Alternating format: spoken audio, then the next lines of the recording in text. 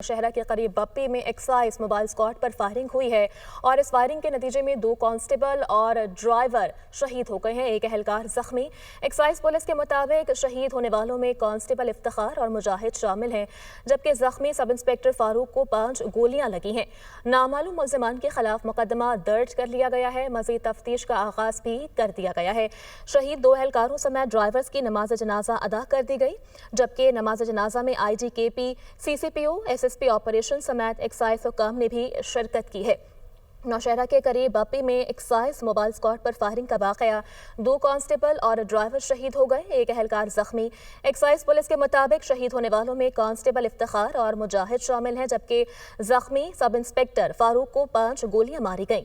نامعلوم ملزمان کے خلاف مقدمہ درج کر کے تفتیش کا آغاز کر دیا گیا ہے۔ شہید 2 اہلکاروں سمیت ڈرائیورز کی نماز جنازہ بھی ادا کر دی گئی، جبکہ نماز جنازہ میں IGKP، CCPO، SSP آپریشن سمیت ایکسائز حکام نے بھی شرکت کی ہے۔ اپڈیٹ کر رہے ہیں نوشہرہ سے، جہاں پر یہ فائرنگ کا واقعہ سامنے آیا ہے۔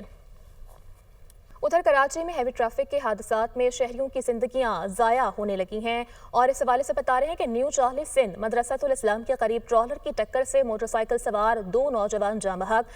پولیس کی جانب سے ڈرائیور کو گرفتار کر کے ٹرالر کو تحویل میں لے لیا گیا ہے۔ جاں بحق نوجوانوں کی شناخت زید اور نور کے نام سے ہوئی ہے۔ دونوں دوست لیاری عثمان آباد کے رہائشی بتائے جاتے ہیں۔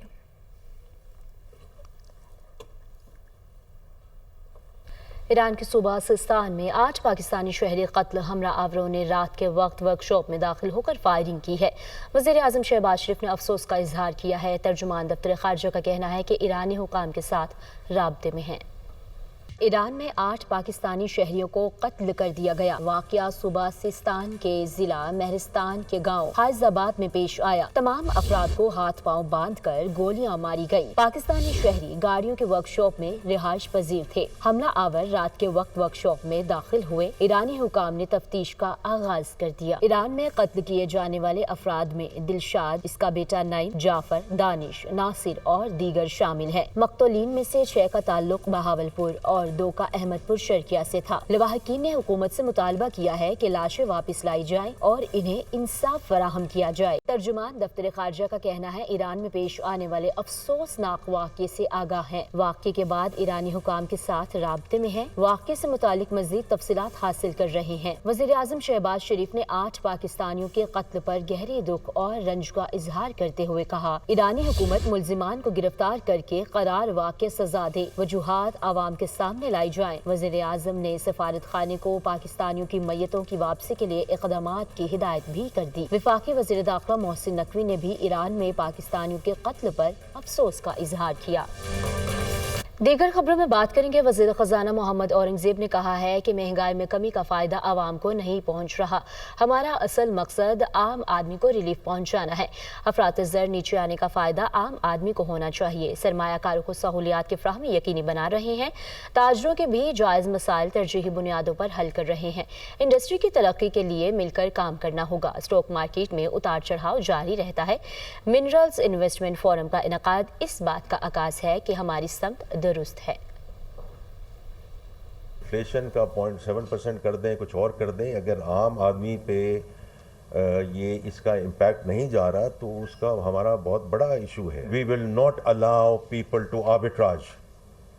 یہ نہیں ہو سکتا کہ انٹرنیشنل پرائسز نیچے آ رہی ہوں، انفلیشن یہاں نیچے آ رہی ہو اور مڈل مین جو ہیں وہ آ کر اس قسم کا کام کریں جس کی وجہ سے یہ فائدہ۔ تو اس لیے in conjunction with the provinces and with the administrations we'll make sure آپ کی جائز ایشوز ہیں جو آپ نے ابھی اس کا ذکر بھی کیا for any industry۔ Stock market آپ نے ذکر کیا، اس کے اپس اینڈ ڈاؤنز آتے رہیں گے۔ کچھ اس میں بین الاقوامی ایشوز ہیں، کچھ ہمارے یہاں لوکل ایشوز ہیں۔ اگر 300-400 ڈیلیگیٹس ممالک سے آتے ہیں ہماری منرلز کانفرنس میں اٹینڈ کرنے کے لیے۔ وفاقی وزیر خزانہ نے مہنگائی کے بے قابو ہونے اور FPR میں کرپشن کا اعتراف کیا ہے۔ وزیر خزانہ کے اعترافی بیان نے حکومت کے دعووں کا پول کھول دیا ہے۔ وزیر اعظم شہباز شریف اور وزیر خزانہ محمد اورنگزیب ایک پیج پر نظر نہیں آتے۔ حکومت دعووں کی بجائے عوام کو حقیقی ریلیف فراہم کرے۔ مشیر اطلاعات KP بیرسٹر سیف کا وفاقی وزیر خزانہ محمد اورنگزیب کے بیان پر رد عمل۔ आज से 15 अप्रैल तक 3 रोज़ा समंदर पार पाकिस्तानी कन्वेंशन का इनकाद किया जाएगा। समंदर पार पाकिस्तानी कन्वेंशन का इनकाद जिन्ना कन्वेंशन सेंटर इस्लामाबाद में होगा। कन्वेंशन का इफ्तिताही सेशन 14 अप्रैल को होगा, जिसमें चेयरमैन सेनेट शिरकत करेंगे। कन्वेंशन में SIFC की जानिब से ब्रीफिंग दी जाएगी। इस मौका पर कन्वेंशन के शुरा करारदाद मंजूर करेंगे। कन्वेंशन में SIFC, वजारत खारजा, वजारत तजारत, नादरा और स्टेट बैंक और FBR की साइड मीटिंग्स भी मुनक्किद की जाएंगी। Chief of army staff general Syed Asim Munir की जानिब से कॉन्फ्रेंस के शुरा के एजाज़ में 14 अप्रैल को इशाया दिया जाएगा। लोक विरसे में समंदर पार पाकिस्तानियों के एजाज़ में कल्चरल फूड मेला और लोक म्यूजिक का एहतमाम भी किया जाएगा, जबकि 15 अप्रैल को समंदर पार पाकिस्तानी कन्वेंशन में chief of army staff general Syed Asim Munir भी शिरकत करेंगे। 15 अप्रैल को समंदर पार पाकिस्तानी कन्वेंशन में वज़ीर-ए-आज़म शहबाज शरीफ शरीक होंगे।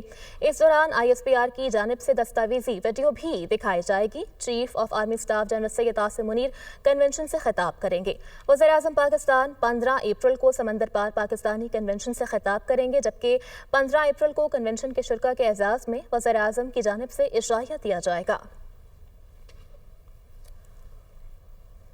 वज़ीर इत्तलात सिंध शर्जील इनाम मेमन ने दुनिया न्यूज़ के program tonight with Samar Abbas में वज़ीर आज़म से एक बार फिर अपील कर दी है। कहते हैं कि शहबाज शरीफ कैनाल मंसूबे को फौरी तौर पर वापस लेने का ऐलान करे, फिर सुकून आ जाएगा। कैनाल मंसूबे पर पीपल्स पार्टी कोई समझौता नहीं कर सकती। अगर मामला हल ना हुआ तो आईनी ओहदे प्लेट में रखकर वफाकी हुकूमत को वापस कर देंगे। नहरों के मामले पर मुस्लिम लीग नून की जानिब से बयानबाजी का जवाब देते हुए शर्जील इनाम मेमन का कहना था कि सख्त अल्फाज का इस्तेमाल नहीं करता, लेकिन ये कम अकल लोग हैं। भाई हमने कहा कि कैनाल के मामले में जीरो टॉलरेंस, जीरो डिस्कशन। अच्छा शरीफ साहब, आज पीपल्स पार्टी के लिए आईनी ओहदे भी इतने इंपॉर्टेंट नहीं है। जी जी, अगर किसी को चाहिए तो हम प्लेट पे वापस पेश करने के तैयार हैं। मैं आपको एक बात बता दूं कि पीपल्स पार्टी को कोई ऑफर नहीं आई है, ठीक है। और अगर जिसने ऑफर करनी है उनको ये पता है, फेडरल गवर्नमेंट को भी ये इल्म है कि पीपल्स पार्टी का मौक़िफ़ कैनाल के बारे में बहुत क्लियर है। और मैंने आपको बताया, अगर आप दुनिया की सारी चीजें भी रख देना पीपल्स पार्टी की झोली में, तो कैनाल के मामले में नो कॉम्प्रोमाइज। आपके चैनल पे भी मैं ये हाथ बांध के वजीर आजम पाकिस्तान मियां मोहम्मद शहबाज शरीफ साहब से गुजारिश करता हूँ कि प्राइम मिनिस्टर साहब, आप पूरे पाकिस्तान के प्राइम मिनिस्टर हैं और हमें उम्मीद है कि इंशाअल्लाह ताला आप जल्द अज जल्द ये ऐलान करेंगे। हम उम्मीद करते हैं, हम आपसे अपील करते हैं कि खुदा के वास्ते कैनाल बनाने का फैसला आप जो है वो वापस ले। जैसे ये हो जाएगा। दूसरी जानिब पीपल्स पार्टी और मुस्लिम लीग काफ के इंट्रा पार्टी इंतखाबात हो गए। बिलावल भुट्टो जरदारी पीपल्स पार्टी के चेयरमैन, जबकि चौधरी शुजात हुसैन मुस्लिम लीग काफ के सदर बन गए हैं। दोनों जमातों के दीगर मरकजी ओहदेदारों को चुनाव भी कर लिया गया है। तफसीलात इस रिपोर्ट में देखिए।